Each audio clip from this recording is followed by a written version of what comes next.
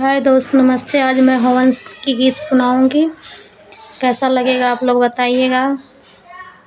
आशा करती हूँ कि मेरा गाना आप लोगों को पसंद आए।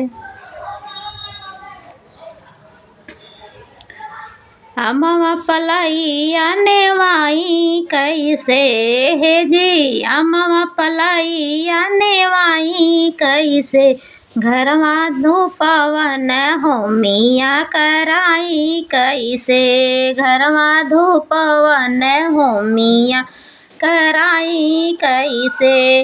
अमवा पलाइया नेवाई कैसे है जी, अमवा पलाइया नेवाई कैसे, घरवा घिउवन हो मिया कराई कैसे, घरवा घिउवन हो मिया कराई कैसे, घरवा घिउवन हो मिया कराई कैसे।